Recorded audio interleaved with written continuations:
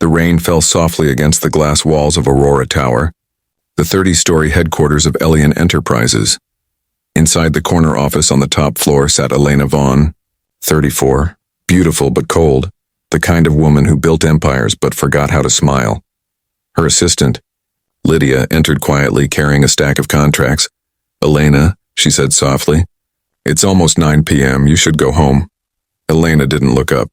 Her fingers danced across the keyboard, the screen glowing with numbers, deals, and deadlines. "Home," she murmured. "There's no home, just work." It wasn't bitterness and just truth. For 7 years, Elena had ruled her company like a queen. She inherited it from her father, rebuilt it from the ashes, and made it one of the top luxury brands in New York. But behind that power was emptiness. No family, no laughter, no one waiting for her at night, until her godmother, Margaret, decided to interfere. The setup a week later. Elena was dragged, almost literally, into a friendly dinner arranged by Margaret. "She's been alone too long," Margaret whispered to the restaurant host. "Set her up with someone eligible, decent, maybe a businessman." But fate, as always, had a different plan. At the same restaurant, Noah Carter, a 36-year-old mechanic, sat nervously adjusting his collar. He wasn't supposed to be there either. His best friend, Mark, had arranged a blind date for him as a joke. "Come on, man, you've been single since Emily passed. You need to move on." Noah wasn't rich, wasn't flashy, just a hard-working single dad with a 7-year-old daughter named Sophie. She was his whole world. He wore second-hand shoes but gave her dreams brand new. Both tables were reserved under the name Miss Vaughn's Guest. A small error in the reservation system. One that destiny decided not to fix. The encounter Elena entered first. Tall, elegant, wearing a black silk dress. Her heels echoed like thunder across marble floors. She sat at the corner booth and checked her watch. 5 minutes late, she muttered. Typical. Then came Noah, nervous, holding a small bouquet of daisies. He approached the booth where the hostess directed him. "Elena Vaughn?" he asked, uncertain. Elena looked up, sharp eyes meeting warm brown ones. She expected a CEO from some luxury conglomerate. Not a man with oil-stained fingers and a shy smile. But somehow, she didn't correct the mistake. She could have said, "You're at the wrong table," but something in his eyes stopped her. A simple kindness, a warmth she hadn't felt in years. So she said instead, "You're late." Noah blinked. Sorry, traffic." He sat down awkwardly.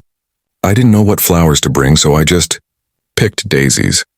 My daughter said they make people smile." Elena almost laughed. Almost. "You have a daughter?" "Yes, Sophie. She's 7, smart, funny, and bossy," he chuckled. "Kind of like you, I guess." She raised an eyebrow. "You don't even know me." "No," Noah said softly, "but I can tell." The waiter brought wine. Expensive, imported, probably cost more than Noah made in a week.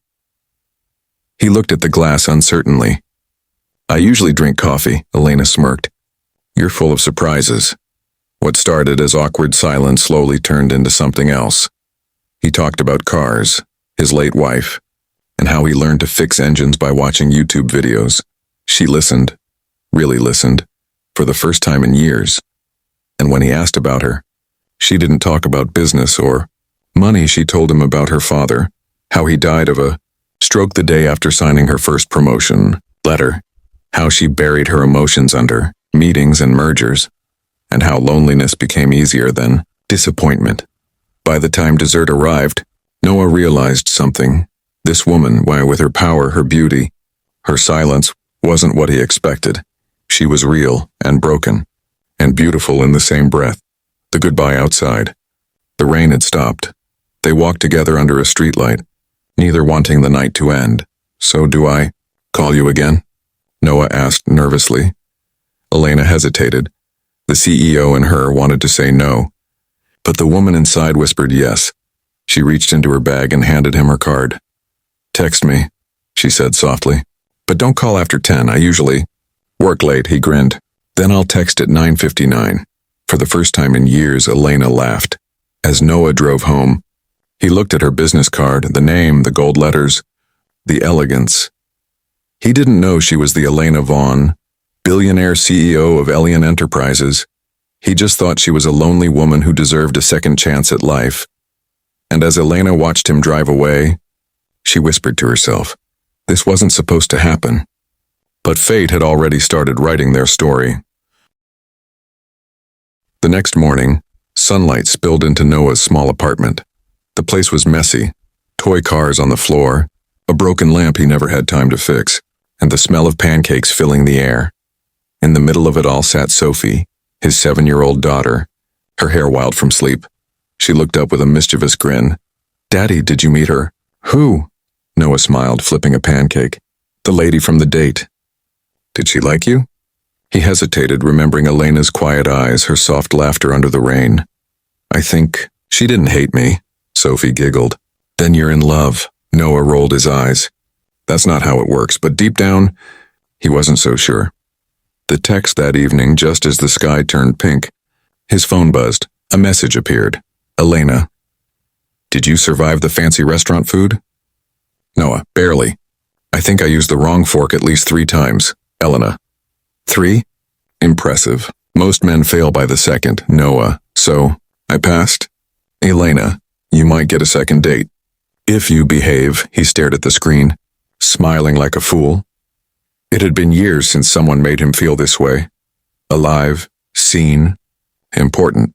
They started texting every night, at first about random things, movies, cars, books, then slowly, about life, dreams, fears, and regrets. Elena, who once lived behind walls of power, found herself laughing at a mechanic's jokes. Noah, who once believed rich people were heartless, found warmth in a CEO's late-night messages. It was impossible, ridiculous yet beautiful. The revelation a week later. Elena invited Noah for lunch at her office. Come to Alien Tower, she texted. I'll be in the cafe downstairs. Casual, nothing fancy. Noah arrived early, wearing his cleanest shirt and the same old shoes. The receptionist smiled politely. You're here to see Ms. Vaughn? He nodded. Yeah, Elena Vaughn. The woman's expression changed instantly. Respect, even fear. Ms. Vaughn is in a meeting, sir. Please wait in the VIP lounge. VIP lounge? He looked around, confused. Was this some kind of joke? Moments later, the elevator doors opened, and Elena stepped out. The entire staff stood straighter, murmuring, Good afternoon, Ms. Vaughn. Noah's heart froze. Ms. Vaughn? Not just Elena, Ms. Elena Vaughn, the CEO. The name suddenly hit him like a storm. He'd seen it on billboards, magazines, product labels. The woman he had dinner with was one of the most powerful businesswomen in New York. Elena walked toward him, her expression soft but cautious. Noah, she said quietly, I was going to tell you. He looked at her, stunned. You're that Elena Vaughn? Yes. The billionaire one? She hesitated. Technically, yes. He took a step back, shaking his head. Why didn't you say anything? Because, she said softly, for once I wanted to be seen as a person, not a brand. The clash of worlds. They sat together at a private cafe inside the building. The silence between them was heavy. Noah's mind raced. He remembered every small thing. The restaurant, her elegance, her silence. It all made sense now. He looked at her across the table. You think this is fair? You knew who I was, a mechanic, a single dad, but you never told me who you were. I didn't plan this, she said quietly. That night you looked at me like I was human. No one does that anymore. Noah leaned back. You think that makes it okay? I was honest with you from the start. You built a wall of lies. Her eyes flickered with pain. You're right. But it wasn't to deceive you, it was to feel normal. For a moment, neither spoke. The sound of rain began tapping against the glass again. The same rain that once brought them together now stood between them. Noah stood up. Look, Elena. You're amazing, but you live in a world I can't afford to visit. My daughter wears shoes from thrift stores. You wear diamonds. Elena's voice trembled. So that's it? You're walking away. I'm just not built for your world. He left, his heart breaking with every step. The empty penthouse that night, Elena sat alone in her penthouse, looking out at the glittering city. The view meant nothing. Her reflection in the glass looked like a stranger. Powerful, beautiful, but lonely beyond measure. She replayed his words over and over. You live in a world I can't afford to visit. She had spent her whole life earning that world. Yet in that moment, she would have traded it all for a dinner in his small kitchen, for the laughter of his daughter, for something real. She reached for her phone, her fingers hovering above his name, but stopped. Powerful women didn't beg, but lonely ones did, and that night, she wasn't a CEO. She was just a woman who'd fallen for the wrong man, or maybe the right one at the wrong time. 3 days. That's how long it took for the silence to become unbearable. 3 days since Noah had walked out of her office. 3 days since Elena had slept properly, eaten properly, or smiled. For the first time in her life, deals and deadlines meant nothing. The boardroom lights, the sound of typing, even the view from the 30th floor, all of it felt hollow, because now she knew what was missing. A heart that beats for someone, not something. And on the 4th day, she made a decision. The search Elena told her driver to cancel all her meetings. Where to, ma'am? He asked. She hesitated, then whispered, Brooklyn. Redwood Avenue. The man blinked in surprise. That's not your usual area, Ms. Vaughn. She smiled faintly. Exactly. It didn't take long to find the small garage. The paint on the sign was faded. Carter Auto Repair. She stepped out of the car, her heels clicking on cracked pavement. Men in grease-stained shirts stared. A woman like her didn't belong there. But she didn't care. Inside, Noah stood beneath a car, his hands covered in oil, his shirt damp with sweat. He looked up when he heard her voice. Elena? Her heart thudded. She wanted to speak, to apologize, to explain, but all she managed was a soft, hi. The confrontation. Noah wiped his hands with a rag, his eyes cold. Did you lose your driver? She flinched. No, I came to see you, he sighed. Elena, we don't live in the same world. You can't just show up here. Maybe I don't want to live in that world anymore, she said, her voice trembling. I made a mistake. I should have told you who I was from the start, but I was scared. Scared? He repeated, almost laughing. You're the most powerful woman in the city. What could you possibly be scared of? She took a step closer, of being unwanted, of being loved for the wrong reasons, of being alone. The garage fell silent. Even the air seemed to pause. Noah looked away, his jaw tightening. I can't give you the life you're used to, Elena. I don't want that life anymore, she said softly. I just want something real. The interruption before he could reply, a small voice called out, Daddy! A little girl ran toward them, bright-eyed, messy-haired, holding a crayon drawing in her hand. This is my princess castle, she said proudly. Then she stopped, noticing Elena. Who's she? Noah bent down. Sophie, this is my friend. Miss Elena. Elena crouched, smiling gently. Hi, Sophie. That's a beautiful drawing. Sophie's eyes widened. Do you like castles? Elena nodded. I live in a big one, but it's very empty. The girl tilted her head. That's sad. You can come to mine. It's small, but Daddy makes pancakes. Elena's heart melted. She looked at Noah.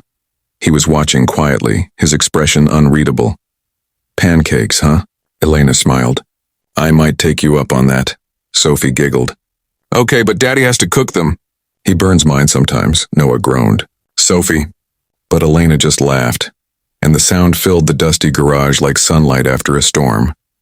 The moment later that evening, Elena stayed for coffee. Instant coffee in mismatched mugs.